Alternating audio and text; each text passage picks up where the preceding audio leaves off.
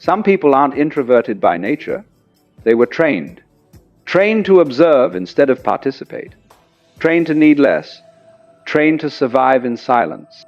And if this feels uncomfortably familiar, this isn't a personality trait. It's a philosophy you were forced to build. There is a specific form of intelligence, born not from books, but from silence, that teaches you the geometry of human absence. And if you possess it, you learned it young, not through a single storm, but through a persistent, chilling drizzle. You know the type of clarity I mean. It's the clarity of the observer, the one who stands at the edge of the circle, seeing the entire geometry of the room. The one who understands the rules of engagement before a word is spoken. Society has a lexicon for this person: introvert, lone wolf, shy.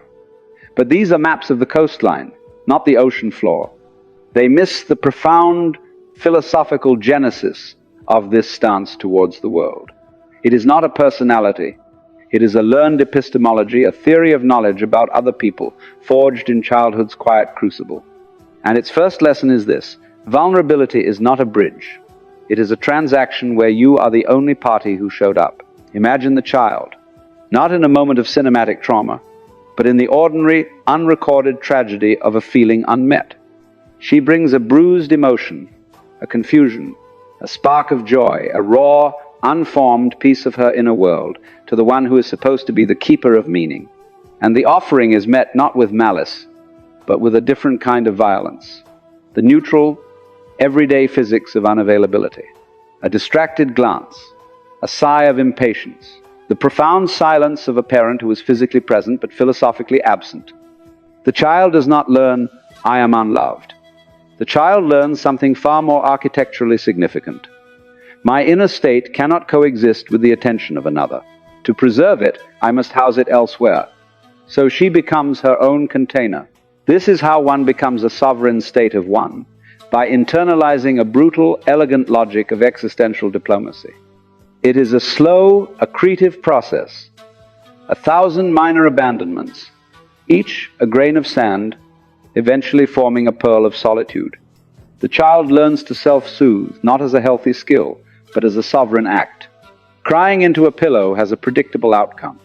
Sharing that cry introduces the chaos of another's response, or worse, their non-response. The bedrock realization forms: my own company is the only constant. Others are variables in an equation too unstable to solve. This is not misanthropy. This is metaphysical risk assessment. And from this assessment grows a unique and piercing skill: hypervigilance as a form of perception. People will call you perceptive, intuitive. They will not see that this perception is a survival artifact. When the emotional weather in your home was unpredictable, you became a master meteorologist of mood. You learned to read micro-expressions, tonal shifts, the specific weight of a silence. You learned to forecast conflict before the first cloud appeared, so you could seek shelter. This is not empathy for connection's sake. It is cartography for safety's sake. You became a student of human behavior because to misunderstand the text was to risk a blow you couldn't see coming. And this is the tragic irony. Your depth of understanding is what forever holds you at a distance.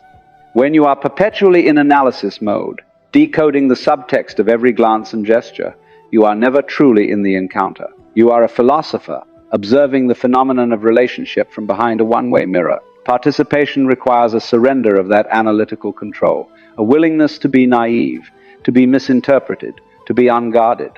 But your entire architecture was built to prevent exactly that. So, the observer you became to survive becomes the identity that defines you. The outside is not a place of loneliness. It is your designated observation post.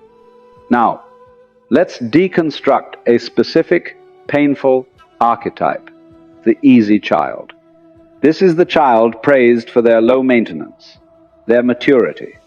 What is the philosophical truth of this praise? It is an acknowledgement that the child has successfully minimized their own existential demand. They have learned that their needs are philosophically secondary, a disturbance in the field of a family's equilibrium. They shrink their emotional footprint to fit into the cracks of the existing chaos. They become a listener, a giver, a placid lake that reflects everyone else's storms but whose own depths are never disturbed. And the adult this child becomes often faces a devastating moment of ontological clarity. One day, in mid-stride, they stop. The realization is not emotional, it is logical. I have been pouring from a vessel no one ever fills. They see the ledger of their relationships, and the math is unequivocal, a lifetime of deficit. This realization does not breed bitterness. It breeds a profound, calm severance. They understand finally that loneliness is not a function of being alone. Loneliness is the experience of being unseen in a crowd. Solitude, by contrast, is the intentional choice to be seen by oneself. It is the claiming of a visibility that was never granted. For some, the pattern was even more explicit. Vulnerability was not just ignored, it was penalized. If you showed fear, you were weak. If you expressed pain, you were dramatic. If you shared a secret, it was archived as future ammunition. This does not build a wall, it builds a vault. You don't just learn to be guarded, you learn that your inner world is a classified document. To share it is a profound security breach.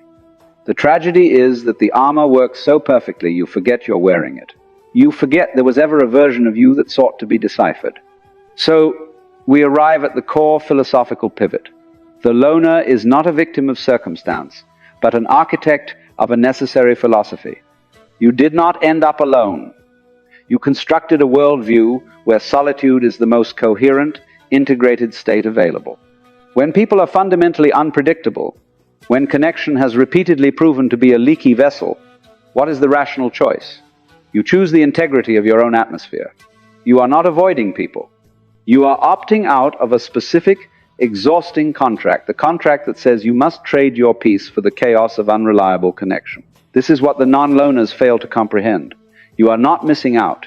You are practicing a different, more severe form of fidelity. Fidelity to your own energy, fidelity to your own perception, fidelity to the truth that the relationship you have with yourself is the primary, non-negotiable relationship of a lifetime. You refuse to abandon yourself to make others comfortable. That is not a social failure. It is an ethical commitment. Solitude in this light is not empty. It is a space of radical honesty.